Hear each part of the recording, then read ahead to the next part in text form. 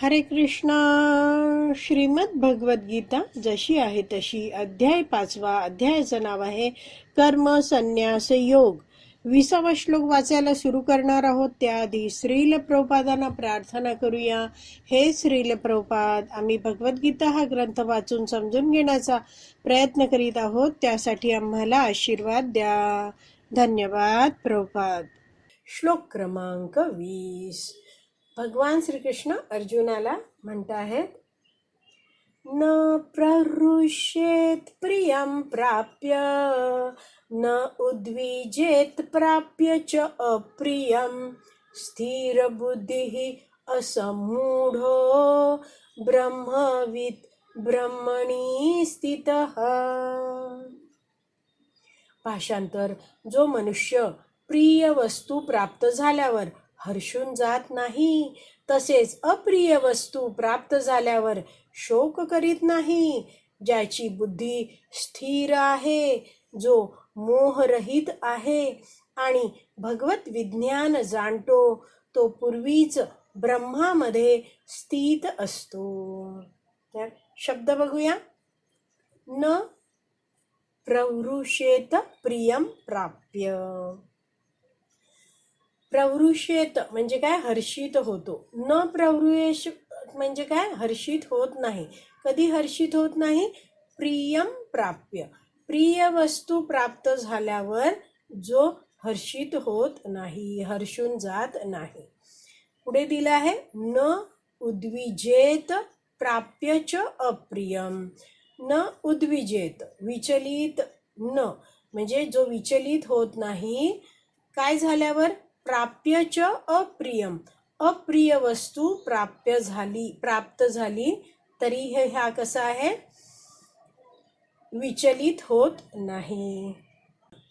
तर पहिल्या ओळीचा अर्थ आपण जाणलेला आहे. पूर्ण काय? की जो मनुष्य प्रिय वस्तू प्राप्त झाल्यावर हर्षून जात नाही, तसेच अप्रिय वस्तू प्राप्त झाल्यावर शोक करीत नाही. आता दुसरी ओळ बघूया. स्थिर बुद्धी असम्मूढो. तर असा व्यक्ती काय आहे? त्याची बुद्धी कशी आहे? स्थिर आहे. असम्मूढो म्हणजे तो मोहरहित आहे. पुढे म्हटलंय ब्रह्मवित्. वित् म्हणजे जाणणारा.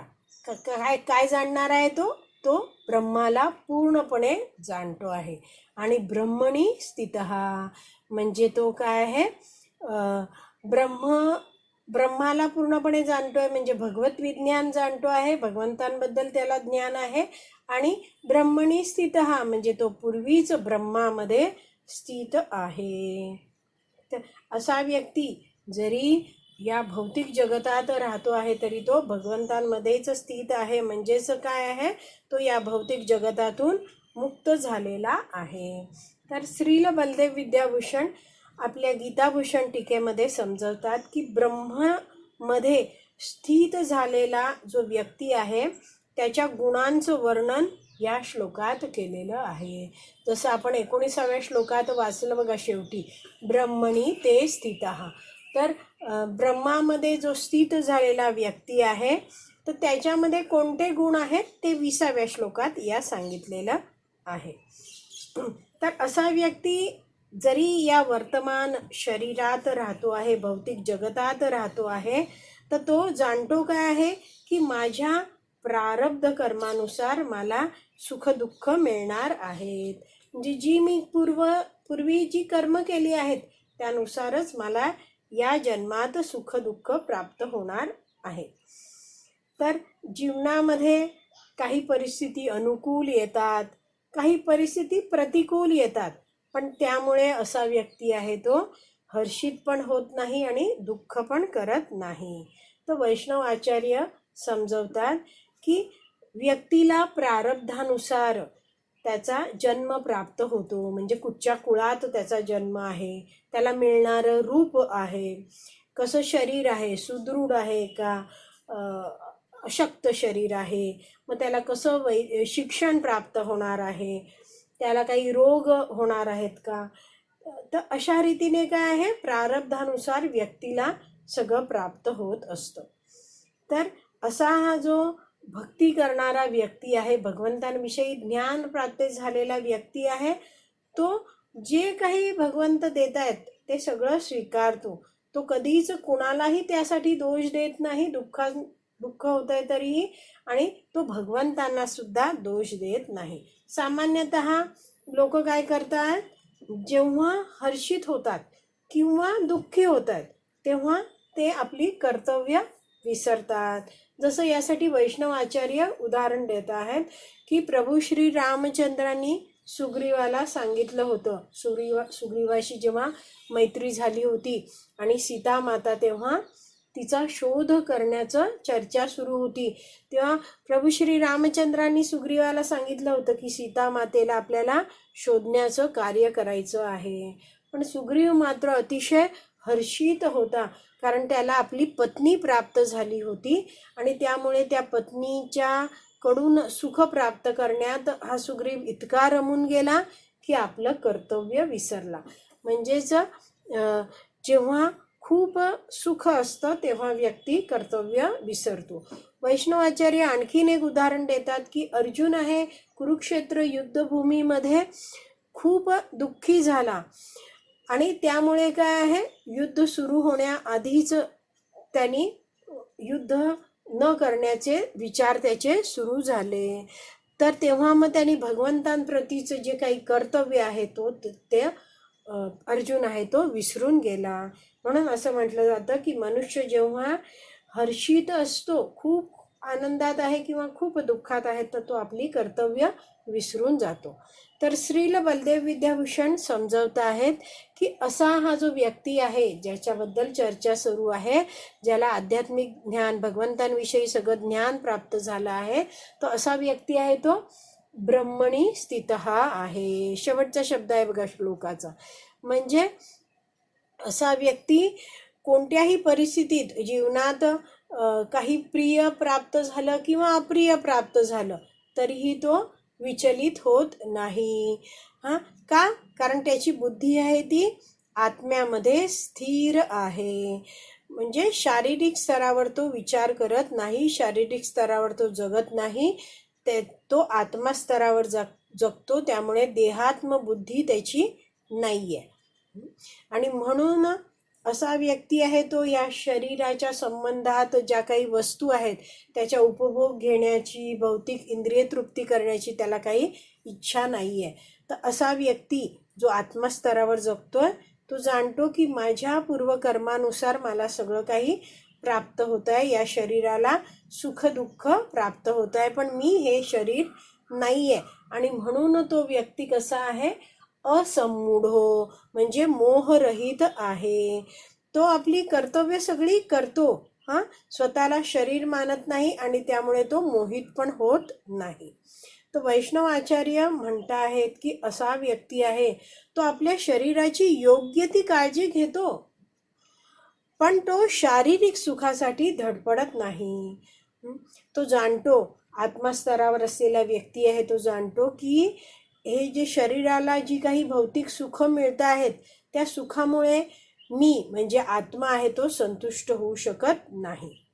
सामान्यतः कसं असतं, मनुष्याचा विचार काय असतात की ह्या शरीराच्या सर्व आवश्यकता गरजा जर मी पुरवल्या तर मी संतुष्ट होईल. पण हे शरीराला सुख देण्याच्या प्रयत्नात आत्म्याचं कल्याण काही होत नाही. तर श्रील बलदेव विद्याभूषण पुढे समजवताना म्हणतात की हा जो व्यक्ती आहे ज्याची चर्चा या श्लोकांमध्ये चालली आहे, तो व्यक्ती जाणतो की भगवंत आहेत ते प्रत्येक जीवाला त्या त्या जीवाच्या पूर्वकर्मानुसार फळं देतात. तर भगवंत आहेत ते सर्वांप्रती समभाव ठेवतात, कुणाचाच भेदभाव करत नाहीत. तर असा हा जो आत्मसाक्षात्कारी व्यक्ती आहे तो भगवंतांचं हे जे गुण आहे, समभाव ठेवणं हा गुण, याचं चिंतन स्मरण करत असतो. आणि त्याला भगवंतांविषयीचं नेहमी चिंतन केल्यामुळे तो पण कुणाही बद्दल काय करत नाही, भेदभाव करत नाही. तर भाषांतर एकदा वाचूया. जो मनुष्य प्रिय वस्तू प्राप्त झाल्यावर हर्षून जात नाही, तसेच अप्रिय वस्तू प्राप्त झाल्यावर शोक करीत नाही, ज्याची बुद्धी स्थिर आहे जो मोहरहित आहे आणि भगवत विज्ञान जाणतो तो पूर्वीच ब्रह्मामध्ये स्थित असतो. तर इथे म्हटलं आहे बघा की हे सगळे गुणांनी युक्त हा व्यक्ती आहे. कोणते कोणते गुण दिले आहेत की प्रिय मिळालं तरी हर्षून जात नाही, अप्रिय मिळाला तरी शोक करत नाही, बुद्धी त्याची स्थिर आहे, तो मोहित होत नाही, मोहग्रस्त नाही आहे, आणि तो कसा आहे, ब्रह्मामध्ये स्थित आहे. तर ह्या सगळ्या गुणांचं वर्णन, आत्मसाक्षात्कारी आत्मज्ञान प्राप्त झालेल्या व्यक्तीच्या गुणाचं वर्णन 20व्या श्लोकामध्ये भगवंत करत आहेत. तात्पर्य वाचूया. आत्मसाक्षात्कारी व्यक्तीची लक्षणे या ठिकाणी सांगण्यात आली आहेत. पहिले लक्षण आहे की तो स्वतःच्या शरीराशी मिथ्या तादात्म्य करून मोहित होत नाही. तो निश्चितपणे जाणतो की आपण म्हणजे हे शरीर नाही, तर आपण भगवंतांचे अंश आहोत. तर तो आत्मसाक्षात्कारी व्यक्ती जाणतोय की मी भगवंतांचा अंश आहे, मी भगवंतांसाठी कार्य करायचं आहे, भगवंतांची भक्ती करायचं आहे. ध्येय काय आहे त्याचं, मला भगवंतांना संतुष्ट करायचं आहे. पण जो शारीरिक स्तरावर असतो व्यक्ती, तो काय करतो, शरीराशी मिथ्या तादात्म्य करतो. मिथ्या म्हणजे खोटं, म्हणजे शरीरालाच तो काय म्हणतो की मी आहे शरीर, असं ते चुकीचं तो मोहित होऊन तो असं स्वतःला शरीर मानायला लागतो. आणि मग असं मोहग्रस्त झाल्यामुळे या भौतिक शरीर जे प्राप्त झालं आहे त्या शरीरालाच सुख देण्यासाठी प्रयत्नशील राहतो. पण तो स्वतःसाठी म्हणजेच आत्म्याचं कल्याण करण्यासाठी काही प्रयत्नच करत नाही. आणि या जीवनात आपल्याच स्वतःच्याच पूर्वकर्मानुसार प्राप्त होणारे जे सुख दुःख आहेत त्यांनी तो मोहित होत राहतो. तर इथे सांगितलेला जो आत्मसाक्षात्कारी जीवात्मा आहे तो जरी या भौतिक जगतात भौतिक शरीर धारण करून राहिलेला आहे तरी तो कार्य कुणासाठी करतो आहे, त्यांनी जाणलंय की मी भगवंतांचा अंश आहे, भगवंत माझे स्वामी आहेत, आणि म्हणून तो भगवंतांसाठीच कार्य करत राहतो. हे सगळं ज्ञान त्यांनी आपल्या अधिकृत गुरूंद्वारे प्राप्त केलं आहे.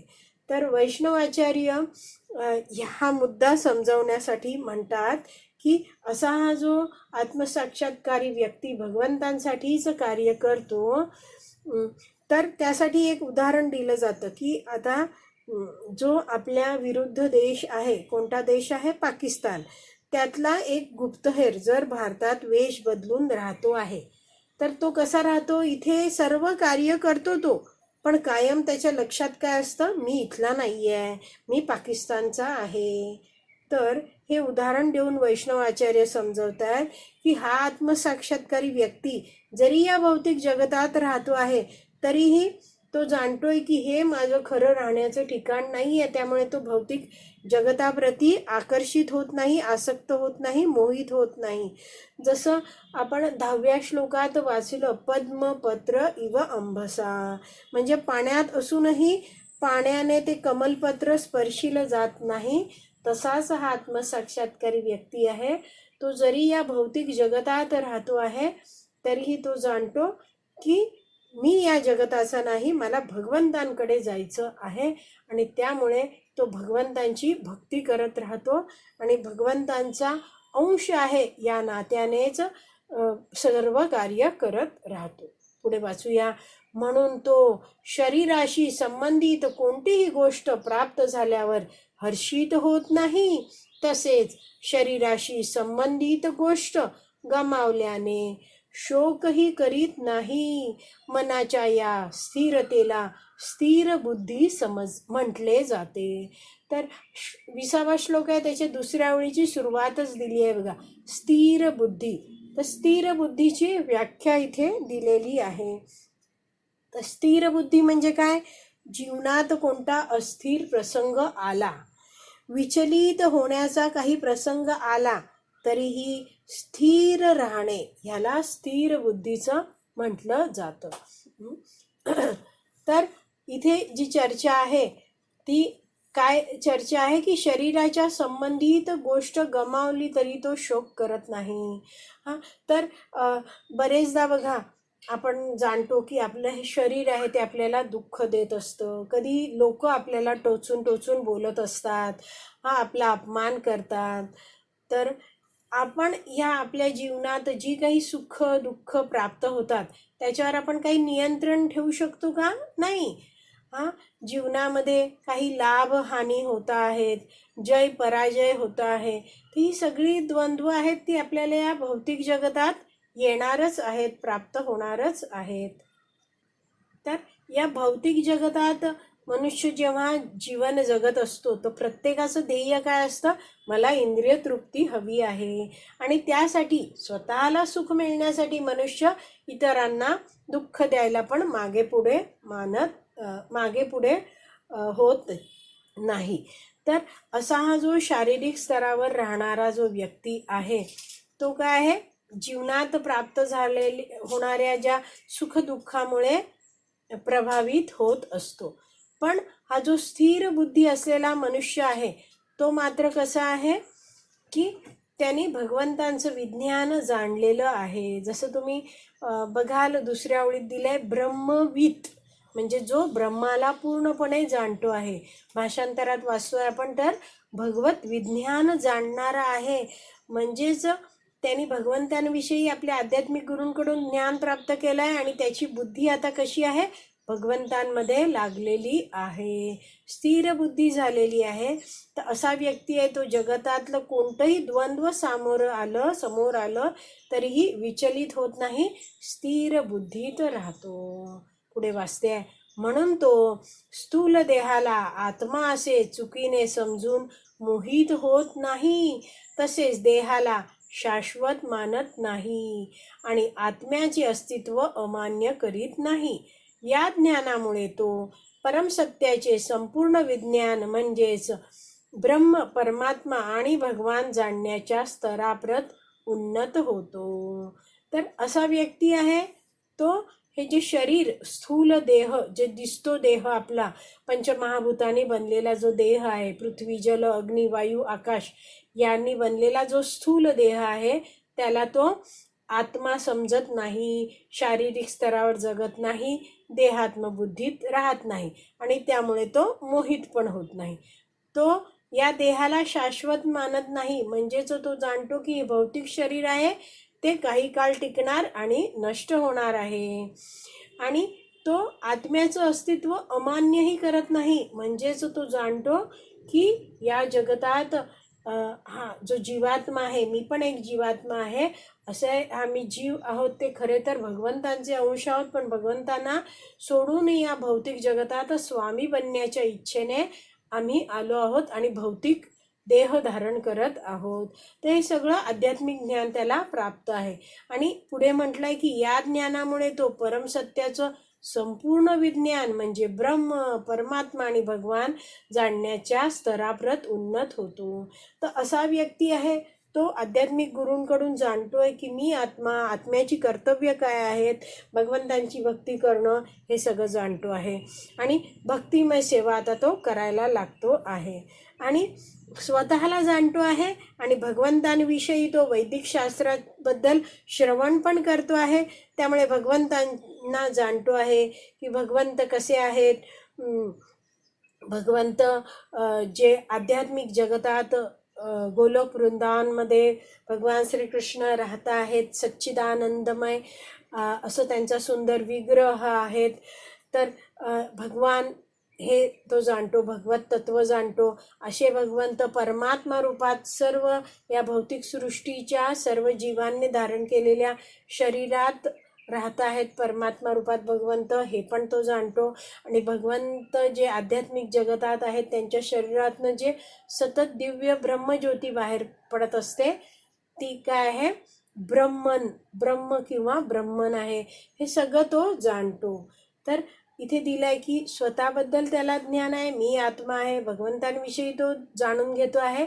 तर भगवत साक्षात्काराचं सगळं ज्ञान तो जाणण्यासाठी उन्नत होतो, म्हणजेच प्रगत होतो. त्यांनी जाणलेलं आहे काय की स्वतःला जाणलं आहे आणि तो भगवंतांना पण जाणतो आहे आणि त्यामुळे उन्नत होतो, म्हणजेच आध्यात्मिक जीवनात त्याची प्रगती होते. पुढे वाचते, तो सर्व तऱ्हेने ब्रह्माशी एकरूप होण्याचा मिथ्या प्रयत्न न करता आपल्या स्वरूप स्थितीला पूर्णपणे जाणतो. यालाच ब्रह्म साक्षात्कार असे म्हणतात. अशा स्थिर बुद्धीला कृष्ण भावना म्हणतात. तर काय इथे म्हटलं आहे की तो सर्व तऱ्हेने ब्रह्माशी एकरूप होण्याचा मिथ्या प्रयत्न न करता आपल्या स्वरूप स्थितीला पूर्णपणे जाणतो. म्हणजेच असा व्यक्ती आहे तो आत्मा स्तरावर आहे, त्याला आत्मसाक्षात्कार झाला आहे. म्हणजेच त्यांनी काय काय जाणलंय, मी आत्मा आहे, भगवंत परमात्मा रूपात इथं चिंतक म्हणून सर्व जीवांच्या हृदयात राहत आहेत. भगवंत माझे स्वामी आहेत, मी त्यांचा नित्य सेवक आहे आणि त्यांची सेवा करणं हे माझं कर्तव्य आहे. माझ्या मनुष्य जीवनाचं ध्येय कृष्णप्रेम प्राप्त करायचं आहे, हे सगळं तो जाणतो. आणि भगवंतांचा मी नित्य दास आहे, मी त्यांची सेवा करणार हे जाणल्यामुळे तो भगवंतांमध्ये विलीन होण्याचा कधीच प्रयत्न करत नाही, इच्छा करत नाही. ज्ञानी लोक जसे ब्रह्मज्योतीत विलीन होण्याचा विचार करतायत आणि शांती प्राप्त करण्याचा विचार करतायत, तसा हा आत्मसाक्षात्कारी व्यक्ती आहे. तो जाणतो की भगवंतांची सेवा करणं हेच माझं कर्तव्य आहे आणि त्यामुळे तो आपली जी स्वरूप स्थिती आहे ती जाणतोय. म्हणजे जीवेर स्वरूप होय कृष्णेर नित्यदास, हे तो जाणतो आहे. तर ह्याला म्हटलं जातं ब्रह्म साक्षात्कार होणं. तर हे सगळं जाणलं आहे आणि काय, अशा स्थिर बुद्धीला कृष्ण भावना म्हणतात. तर कृष्ण भावना भावित आहे, तो जाणतोय, वैदिक शास्त्राचं श्रवण करतो आहे, त्यामुळे त्याला भगवंतांची इच्छा माहीत आहे. भगवंत काय इच्छा करतायत की सगळे जीव जे मला सोडून या भौतिक जगतात दुःख भोगत आहेत त्यांनी भक्ती करून पुन्हा माझ्याकडे परत यावं. तर हे सगळं ज्ञान त्यांनी गुरूंकडून प्राप्त केलेलं आहे आणि त्यामुळे तो वैदिक शास्त्राचं श्रवण करतो आहे आणखीन आणि भक्तीत आणखीन तीव्र होतो आहे आणि भगवंतांच्या इच्छेनुसार वागून भगवंतांना प्रसन्न करण्याचा प्रयत्न करतो आहे. त्याची बुद्धी कशी आहे, स्थिर बुद्धी आहे आणि तो कसा आहे, कृष्ण भावना भावित आहे. तर असा हा जो आत्मसाक्षात्कारी व्यक्ती आहे त्याची सुंदर लक्षणं जी सगळी आहेत ती भगवंत या 20व्या श्लोकात अर्जुनाला सांगत आहेत. तर आपला हा 20वा श्लोक आहे तो वाचून पूर्ण झाला आहे. आज इथेच विराम देऊया. श्रीमद भगवद गीता की जय. श्रील प्रभुपाद की जय. हरी बोल.